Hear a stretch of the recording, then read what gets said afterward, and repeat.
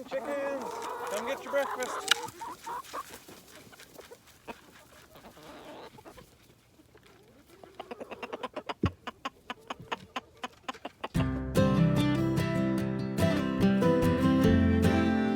Well, good morning, folks. Just after 5 a.m. here. Got the chickies fed. We're gonna run over. I'm gonna grab a pail of pig feed and we're gonna run over past the electric netting. It's on the other side of the house. I just was drinking my coffee this morning. I looked over there. It looks like there's been quite the rodeo. So the fence there, I think Miko, the old blind dog, it looks like maybe he tangled with it. I don't think we've had any coyotes, wolverines, or bears come up into the yard there. I think we would have heard about that, but definitely I'm foreseeing some puppy dog shenanigans, maybe even Big Ben. So we're gonna go check it out, because when dogs get tangled in there, especially in the dark, it can be kind of traumatic for them, right? Because they can't go forward, maybe can't go back, and they're getting zapped all to hell. And I can see there's a whole bunch of crows over in the pig pen over here. Look at that. Just fighting and farting around. Ain't nobody got time for that, so we're gonna have to shoo them away too, because it's already cost a lot to feed pigs. I don't have to feed pigs and crows. Look at these things. Man, they're ballsy. Coming right up. Get out of here, crows. I don't know why there's so many out here this morning. Snacking on free food that the pigs didn't eat, I guess. Anyways, task at hand. This is the electric fence we got going around the side of the yard here. And you just let the sheep out of the lambing pen. Then they can come in here and free graze off the lawn, stop us having to cut it. But you can see this absolute shambles that this was. Like, I don't even know what happened. I'm just looking at the foot post here. This got bent right over. Like, those teeth are completely bent. I'm not even sure where to begin untangling this, so somebody had a bad day. So we'll check the puppies, make sure they're okay. Other than that, I don't really know who it could have possibly been that would have got tangled up in here. All right, so we got the net kind of strung out and straightened here, and the foot peg straightened, and you can see whatever ran into it. This bottom wire is not a live wire; it's dead wire. And there's a little clip here that holds a little eyelet that holds this in place, and whatever it was busted this off. So technically, this fence can move, and that's not good, because I mean that's lots of room to get out of here. So what I'm gonna do is find a good heavy-duty zip tie and zip tie this back to here so that it can't slide up, because this little nub will still hold that zip tie in place and prevent anybody from getting out. Before I leave, better reattach this. Keep it spicy for them. You know, I was just walking over here to go feed the pigs, and I happened to look down at the ground and thought, well, that's bizarre. But if you get down here with me, you'll see what I'm talking about. That's frost. Frost on the dandelions. So we are the 8th of June. And we're still getting frost. Wow. So some folks often ask, you know, whereabouts are you? So we're west of Grand Prairie, Alberta. Where is that in relation to the world? Well, latitude 55. It's not terribly far north, but I mean, we're far enough north that here we are coming on the second week of June, and it doesn't get dark here, right? I mean, we maybe get a couple hours of some real dusky stuff for the next 2 weeks, and then in winter time we usually see, you know, from 9 o'clock till 3 in the afternoon is where our daylight hits. Other than that, it's pretty dark. But yeah, I never thought of that. I never thought, you know, the 8th of June we're still going to be getting frost, although there are some years we've definitely seen snow in June, so anything's possible. Just makes me think I'm going to have to check the garden now, because I mean, everything's in. Some of the stuff hasn't come up yet, but I mean, I noticed some of our seedling potatoes have come up, our peas have come up, our beans have come up, our onions have come up. I better check for some frost damage here.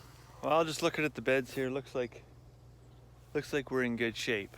I mean, if we're gonna have a frost kill, now it's an okay time to do it, because lots of stuff is still below grade. But like I said, we're seeing our first rows of potatoes and stuff come up. So the onions, the beets, the peas, all of that kind of stuff is still coming up. So we don't want to hurt that stuff. It'd be fantastic if we winter killed all this grass and stinkweed and whatnot else that grows up in between the rows. But I got to do some more mulching, evidently, because well, you can see where the rows are mulched, and you can see where they were not, and you can tell which one needs more attention. So a lot of work up front can probably save you a lot of work on the back end, and we're going to see that, I'm sure, later this fall when we actually conclude our gardening experiment, about how successful that deep mulch is. We didn't do everything, right? Because I mean, we need to have some control. And the chickens, well, the chickens got in there and did some scratching and stuff in the mulch too, and I've yet to see what the result of that is going to be. I'm hoping it's helpful, but only time will tell.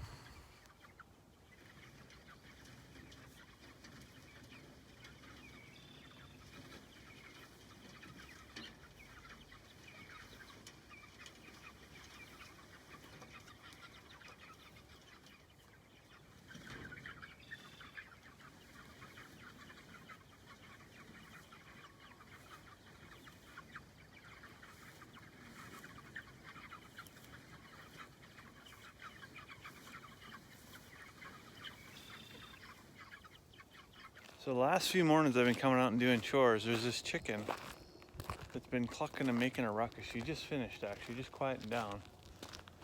But she comes out from underneath the grain shed over here and is bark, bark, bark, bark, bark. It makes me wonder if she's not going underneath there and laying a brood. So I'm just gonna take a peek under there and see if maybe we're not getting all the eggs we should be. We were doing a kind of a molasses experiment to get counting eggs. But if the girls are hiding their eggs, it kind of throws science right out the window. Well, it's kind of tough to see in here. I don't see any eggs in this side. I don't see anything over there either. I'm not sure. I'm not sure what kind of shenanigans. Maybe this is the nightclub. They're going there and party and then come out and do the walk of shame all the way home. I'm not sure. So you know how sometimes things happen to you for no apparent reason other than your own stupidity? That's an open gate. There used to be sheep in that field, and there's not anymore. So the hunt begins. I think June and Kylie have gone walkabout. I'm going to start by looking at the rest of the sheep to see if they've just gone there for, you know, a little bit of a social. And if that's the case, that's fine. I'll just kick open the gate. They can all cohabitate for a little while, but eventually they're all going to move into here anyways. They're just kind of letting this green up a few days. So we just got really the only two sheep in here, but they all got to end up here anyways. So not a huge deal, but well, I think it's not a huge deal, pending the fact that they're over there. Let's go take a look. Well, as predicted, they are over here. So they're not up to no good. They're not too far away. I'll kick that gate open. Hopefully they just walk right in there. They probably won't, but hopefully they do. Rattle a bucket. Everybody comes, even though there's nothing in it. Oh boy, am I ever a trickster. Come on in, Kylie. Come on. Come on, June, you too. There we go. Good girls. Let's try that nonsense again. I guess it's my own fault. Really shouldn't have left the gate open, I guess. So the other night, it was hot. How hot? Well, sleeping with the doors and windows open, that's how hot. And about, wow, multiple times throughout the night, actually, we heard the dogs barking. We heard the donkey braying. And, you know, what was that all about? I wasn't really sure, but something was going on. This morning, come out, the electric netting's all tangled up and in a mess. And then later this afternoon, the neighbor actually texted me and said there was a coyote nearby and he was on his way to get our chickens. Now, I don't know what on our way to get the chickens really means, if it means like they were in the yard or if they were across the field or just where this coyote was, but it's a problem we really haven't had to deal with because the dogs have done such a wonderful job of guarding the yard site. But if they're getting brave enough, which they very well could be, you know, 2 years ago, it was kind of a bumper year for coyotes. There was mice everywhere because there was no way to get a harvest off. There was tons of grain left in the field. They were well fed. Obviously, well-fed coyotes are able to reproduce really well. There's a ton of them. Then eventually the food source dries up and we deal with the predator issue. So it might be something we're gonna have to manage, and it remains to be seen. So tonight, you know what? I don't really do this very often, but I think I'm gonna close the hatch to the chicken house and let them out again in the morning, just to help me sleep tonight, I think. Well, now that I got the sheep back, well, not where they're supposed to be. Now that I've got the sheep contained again, I'm just gonna go ahead and quit while I'm ahead. and we'll revisit this tomorrow. So I'll let you go for now. I hope you have a fantastic evening, and we'll see you tomorrow.